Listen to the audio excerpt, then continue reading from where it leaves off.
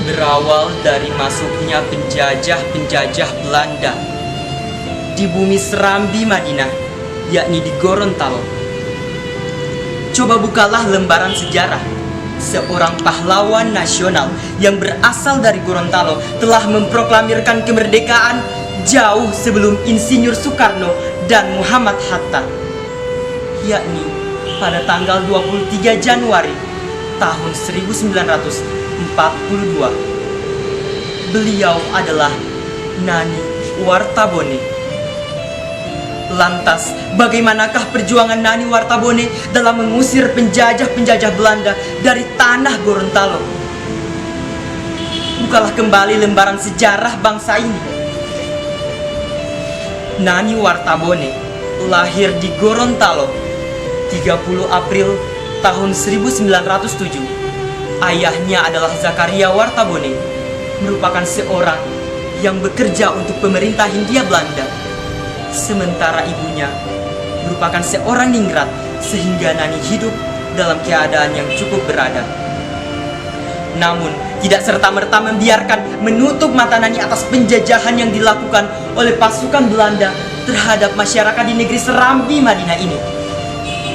Beliau tak sampai hati melihat rakyat kecil dihukum, meski mereka adalah tahanan ayahnya.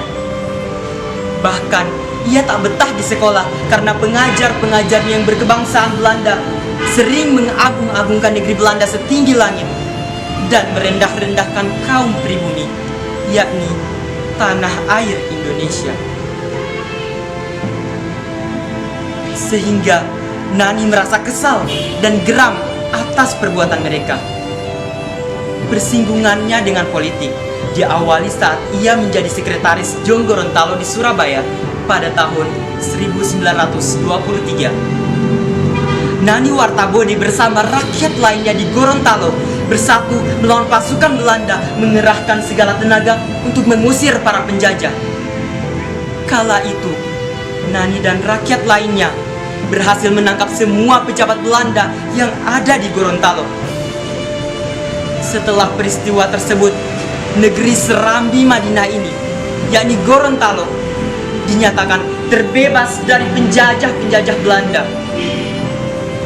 Hingga akhirnya bendera penjajah pun diturunkan dan bendera Indonesia, sang saka merah putih, dikibarkan untuk pertama kalinya di negeri Serambi Madinah ini dengan iringan lagu kebangsaan Indonesia Raya dalam upacara yang dipimpin oleh Nani Wartabone.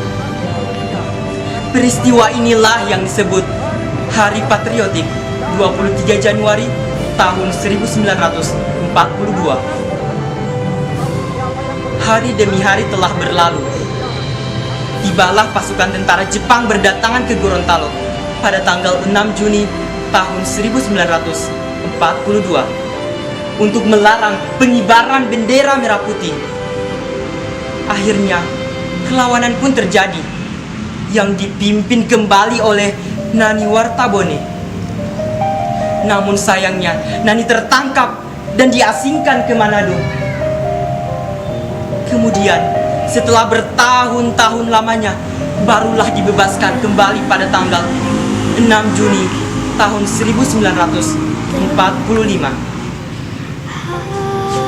Hingga berakhir pada penyerahan pemerintah Gorontalo dari pemerintah Jepang kepada Nani Wartabone pada tanggal 16 Agustus tahun 1945, sehari sebelum kemerdekaan Indonesia secara nasional.